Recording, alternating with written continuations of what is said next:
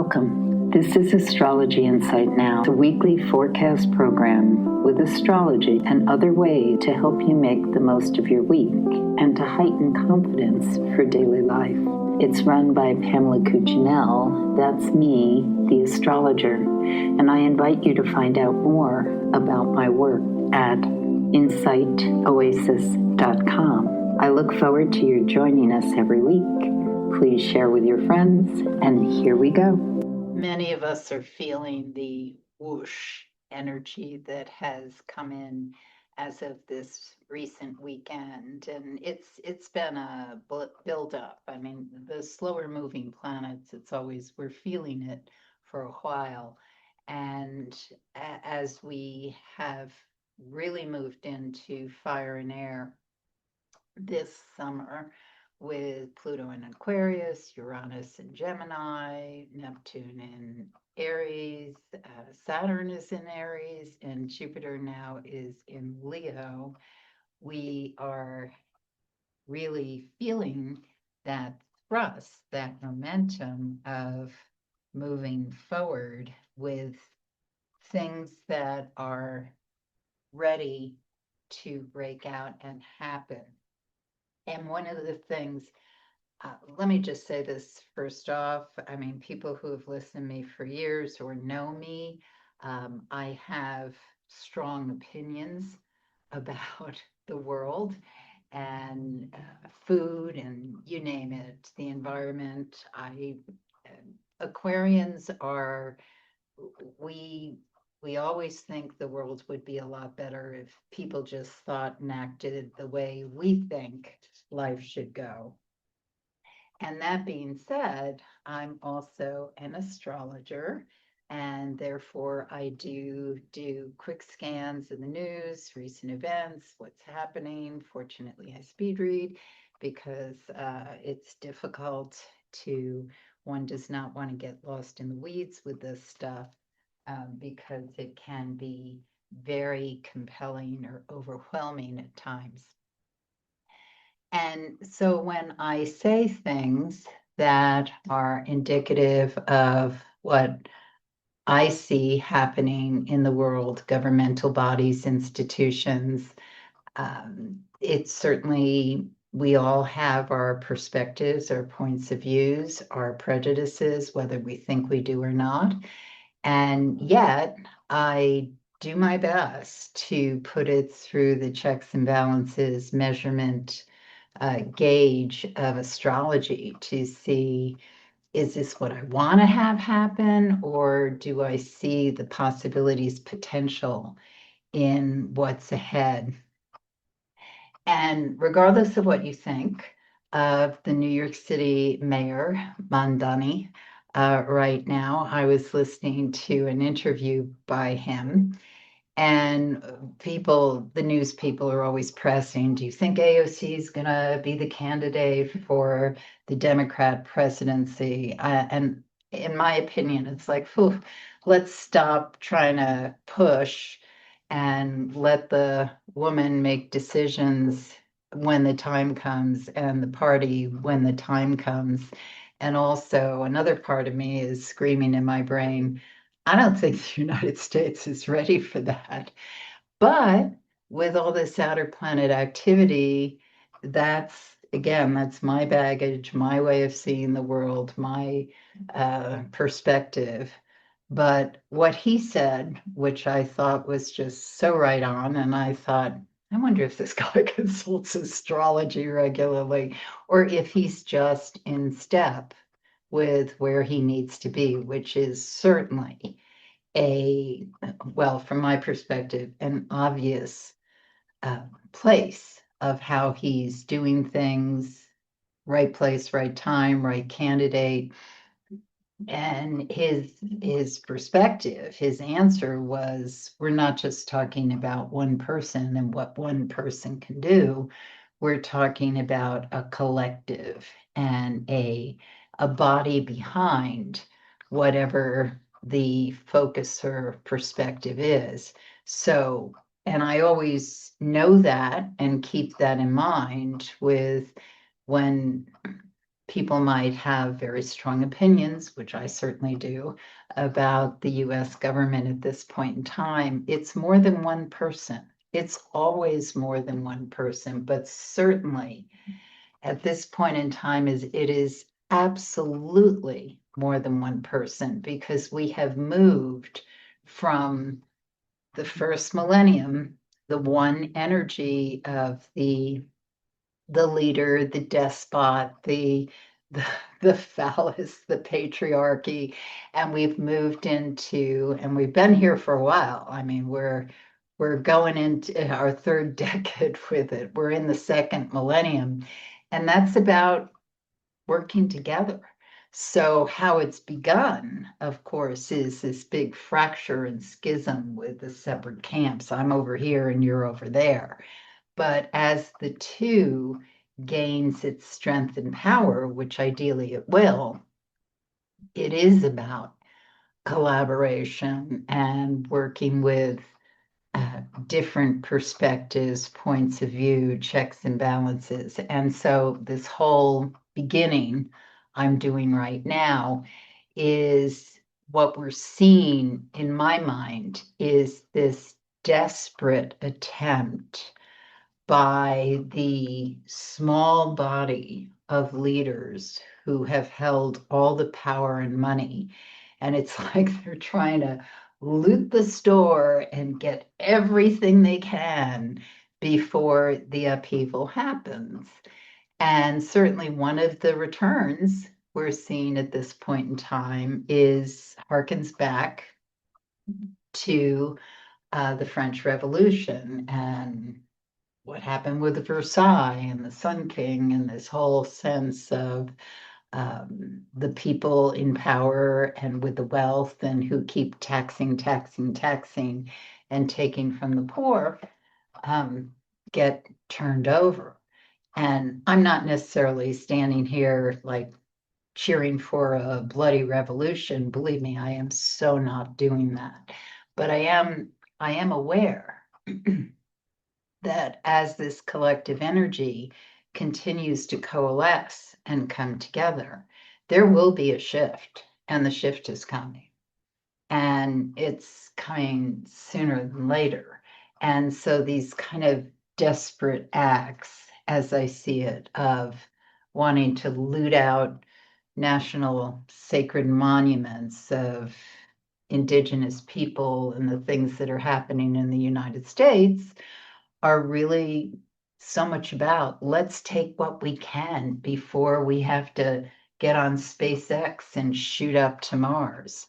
And maybe I'm wrong in how I'm viewing this, but if we look at Uranus in Gemini, which is about small communities kind of coming together, and communities in today's world can be interglobal through the internet. So many connections that can be made where people find one another, for better or worse, through the internet.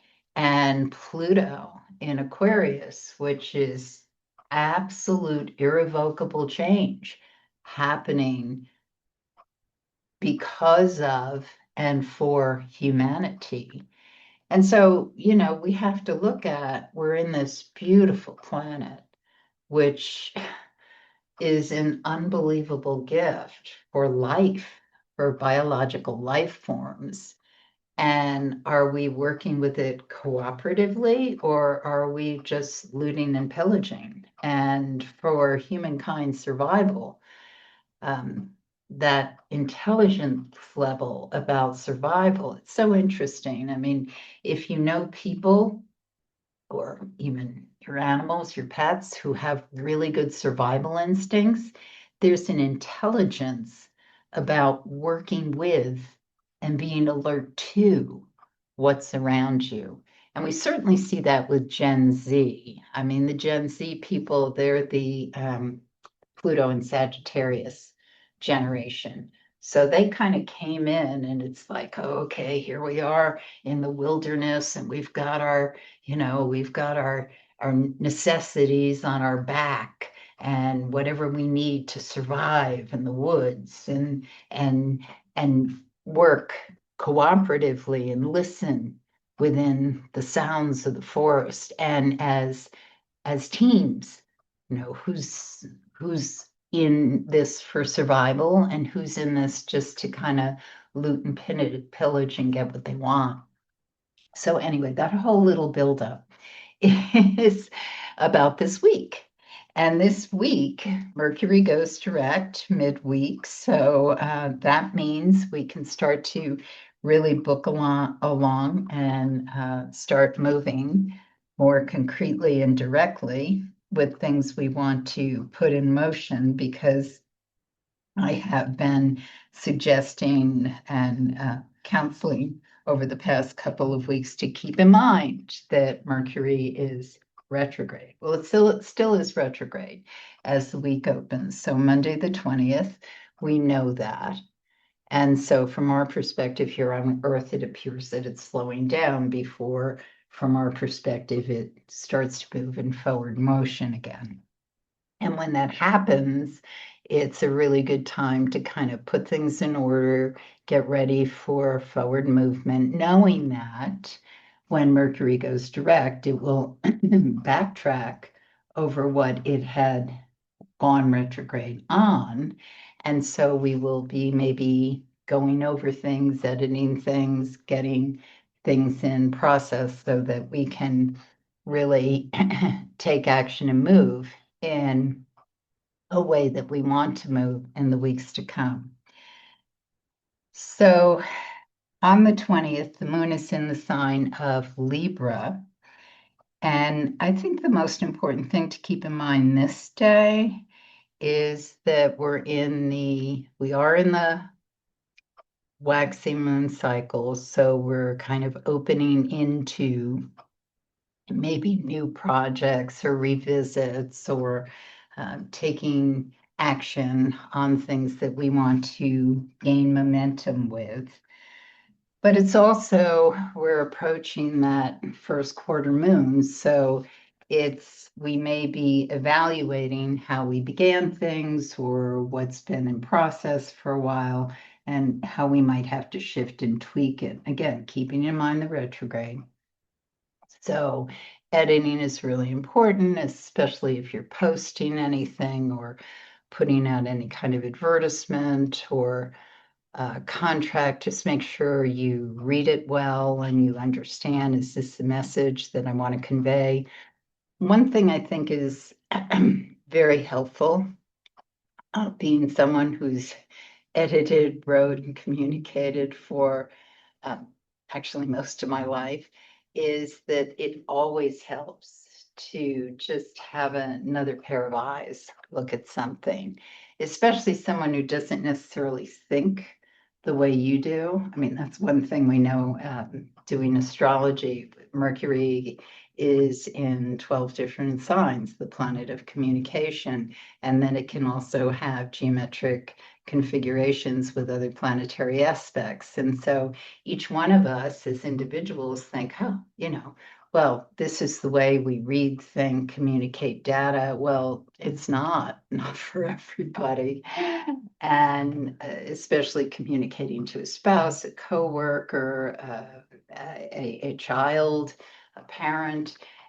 Once we understand how that other person communicates or receives information, we can be much more effective with messaging and getting heard and also understanding. So it's important when you're putting out any kind of missive or information that you have people with other ways of learning or seeing look over. And I just can't emphasize that enough, as in the world in which we live, because we're in such a shorthand understanding way of communicating or doing research or getting information, or how we come to conclusions. With AI, we're all immediately just sort of putting things in and saying, so what's the story with, tell me about this certain disease, or tell me about the Odyssey, or tell me about, and so AI will give us a shorthand little kind of menu blurb. And that is not all the information by a long shot. But many people get satisfied with just one little bite. And so it's super important as we're moving into this fire and air, which we are in now, fire and air. So things are moving, speed of light, movement. And so you might think, oh, well, then I have to do things a lot quicker. No, no, no, no, no, no. We have to chew on it. We have to make sure we're putting the right fuel. You want to put the right fuel in the fire. So, fuel in the fire. Where does fuel come from? Fuel, whether it's solar, whether it's wind, whether it's coal, which we'd rather not use, of course, wood for a fire, which again has its own problems, certainly oil. All these things come from the earth, from the planet in which we live. And so, well, the sun doesn't, but our capturing of light. And so these are natural elements that we're working with: electricity, water power. So we want to work with these elements in a way that has intelligence and understanding where that fuel is coming from. And so research and history and really, really chewing on ideas and not accepting just the short menu or the quick food or the drive-through. That is the way we get the fuel that's going to propel us into the tomorrow that each of us wants. So we are in a time of possibilities. And what those possibilities are have everything to do with being conscious and taking responsibility and not necessarily doing shortcuts for how we arrive at what comes forward. So this quarter moon is evaluate, consider, have conversations, not necessarily all easy ones, and arrive at conclusions that make sense. The moon goes void, of course, at 7:06 a.m. Eastern Time on Tuesday, and then it enters Scorpio at 9:35 a.m. Once it's in the sign of Scorpio, this is a great couple of days to do that kind of deep dive research, go over, double check, stop the train before it makes its final lap of anything you've got launching or you're putting out there, because we can adjust, make very conscious changes, and work with things in ways that have this holistic perspective for really deep healing, deep revelations over the next couple of days. Not necessarily easy, especially when we get to Tuesday Tuesday afternoon, Tuesday evening, maybe even Tuesday itself. Some of us may have some confrontational discussions or realizations. Can concern money, can concern power, can be with somebody else, can be with kind of an internal process. But it's really important. One thing about Scorpio that is, I think, often underrated, because people think of Scorpio energy, well, it's one of the most dis signs in the zodiac, but that's also because it's so strong. But when Scorpio energy isn't owning its power and taking responsibility for it, it's very toxic. It's vengeful. It will, what's the phrase, cut off its nose despite its face. It's not really thinking about the potential it has to regenerate and survive and resurrect, which is what it absolutely can do. So I think this period of time where we kind of maybe have to look in the mirror or face something that's hard can be a time of really turning around or understanding something with a new perspective that can be very fresh, invigorating, and also add that regenerative energy to how you really want the growth to happen. The moon goes void, of course, at 5:48 p.m. on Wednesday, the 22nd. Also on this day, the sun enters the sign of Leo. Party time for the summer. All the Leos you know are going to have parties for themselves, or someone's going to throw a party for them. It's just it it's one of the delights of knowing Leos, actually. But it also can be throw light on differences at this point in time, especially with that moon void, of course, in the sign of Scorpio, which will continue all through the next day, Thursday. Mercury goes direct, 6:58 p.m. Eastern Time on Thursday. And the moon does not enter the next sign until 9:07 p.m. So that's a very long void, of course, moon in the sign of Scorpio. This can be challenging for some people because it can, emotions can feel a bit raw, and people may not have a good sense of the why. One thing about when the moon is void, of course, is that it's not making another geometric picture with another planet. So we often say there's no emotional glue to kind of hold an idea or carry through with an agreement or make a purchase that makes sense because do I like that? I'm not really sure how I feel about this dress. In the sign of Scorpio, it can be particularly challenging depending on your personal horoscope because it can sort of have this this kind of what to call it, like a low grade low grade feeling of I don't know if I trust that. I don't know if I like that. I'm not sure how I feel about that.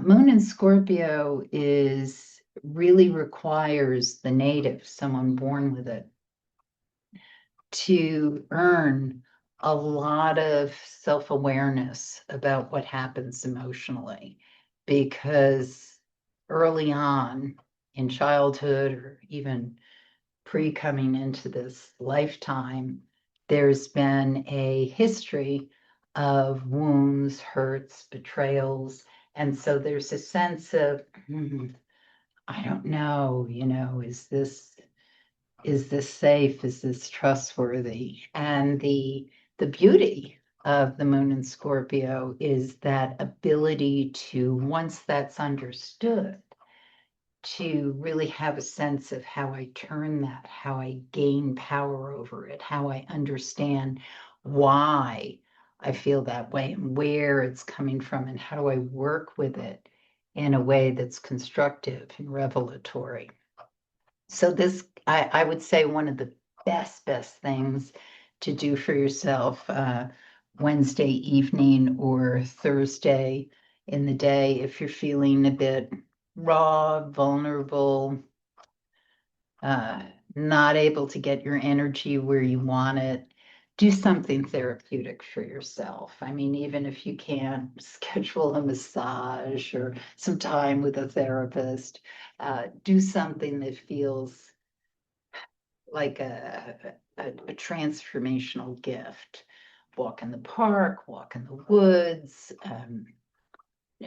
draw if you like to draw like get get yourself in a place that allows you beyond thought And if you can go beyond thought, you can open up into really floating with the feelings to ferry to another place with it, swim. There's so many ways to work in a therapeutic healing way with this. And when we do that, we're able to transcend it energetically and move to another plane of understanding. So once that moon enters the sign of Sagittarius in the later evening on Thursday, oof, where it's like the arrow is pulled back in the bow and we are ready to assert ourselves. Now, you want to make sure if you're going to take aim at something that you know why you're moving in that direction. And being assertive aggressive is not necessarily the best way to move into it. I think that planning strategy is excellent for this evening, Thursday evening, because in the wee hours of Friday morning, we pass through the opposition of the moon with Uranus. And so if you're out and about early on Friday morning, make sure that you're paying attention to your surroundings because things are moving quickly. And especially if someone feels righteous, justified, angry, um, in a hurry, they're not necessarily paying attention to what's around them. And it's always important to know where you are in space. So once we get into the later morning hours, we are in a nice little hub of what I feel is opportunities, reaping benefits, especially if we strategically planned. I mean, Sagittarius is fire, it's a mutable sign, and it's as it moves through the sky, its last aspect is it's in opposition to Mars, and so there can be a lot of this is how I want to act, and the conversation can get well, it can get heated or it can get uh, very assertive in ways that aren't necessarily leaving space in. One thing about oppositions, this kind of seesaw action, this back and forth. I mean, I need something um, to work against or to pull at, tug of war. And so, how do you address what it is that needs to be asserted without kind of being too forceful or not considering, as I was talking about at the beginning of this, the duality, the how we measure separate camps and bring together. So when there's an opposition, there's this space in between. And so it's really important to mitigate and work with that space in between. Moon in Sagittarius, expanded ideas, risk taking, warrior energy, looking at the big picture. Mars in Gemini, having active discussions within the small neighborhood collective, which can actually be pretty big. And how do we bridge those? How do we bring them together? That's the essence of this period in time. And so what we want to do is we want to get into that in-between space to see how do we bridge and create something that is assertive, but is not, doesn't propel away who we're trying to reach or who we need to create bonds with. So the moon goes void, of course, at 10:58 a.m. on Saturday. And then it is void, of course, again, all day until we get into the next day, Sunday, the 26th, at 9:44 a.m. when the moon enters Capricorn. And the interesting thing about this day, among other things, is Saturn goes retrograde when the moon is in the sign of Capricorn. And it's a strong day, Sunday.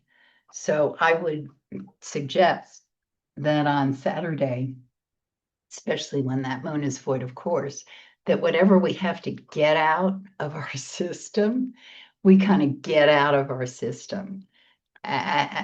Anger and feeling a sense of wanting to shake somebody, or um, it needs to be a certain way or it won't work, can be very limiting if we don't kind of free ourselves from the narrow perspective of it has to be this way or it won't work. And so on Saturday, when the moon is void, of course, in Sagittarius, oh, if you can be outside, be in the woods, walk, run, swim, whatever your body allows you to do, dance, uh, do some sort of martial art, do things that are playful, open you up to curiosity, leave everything open-ended, but give yourself a sense of liberation. Because when we get into Sunday, once that moon enters Capricorn, we can really kind of measure and consider and strategize and plan and build. And this is what we want to do. We want to create the architecture of what holds the new. Because, as I said at the beginning, things are changing. And all of us want to be part of the more sustainable tomorrow. At least I think people who listen to me. So how do we create the more sustainable tomorrow? And part of it is about building and reaching across. Like, how do we bridge? How do we create more sense of understanding? How do we ask questions about how did you come to think that way? Or that's an interesting perspective. I haven't been around that kind of information. Tell me more about where you hear it or find it. And yes, we can get these little rabbit hole things, but we want to bring it back to expanding research, expanding history, expanding ways that, oh my goodness, people can read and people can understand and connect with, as I say all the time, in the earth, in the walking. I mean, one thing about when these national monuments got opened up and the president of the United States says, you can't even walk there. I have walked there. I have camped there. I have had the privilege of being, of course I was young, but being someone who spent weeks in Escalante in the middle of one of the most incredible, the United States is blessed with so many of them, natural configurations in the world, and the colors and it's just fabulous. Now, he may not be able to walk there, but there are plenty of people who walk there, and animals, and snakes do their little undulations. And so we want to think about snake energy and the undulations to continue to create. Well, we are in the year of the fire horse. So having come from that sort of energy that's all about transmutation. And now, where do we ride? How do we get there? Who are our colleagues? And what is the potential? You have been listening to Astrology Insight Now. Please share with your friends. And if you'd like to make a donation, you can do so at astrologyinsightnow.com. Have a stellar week, and we hope to see you next time.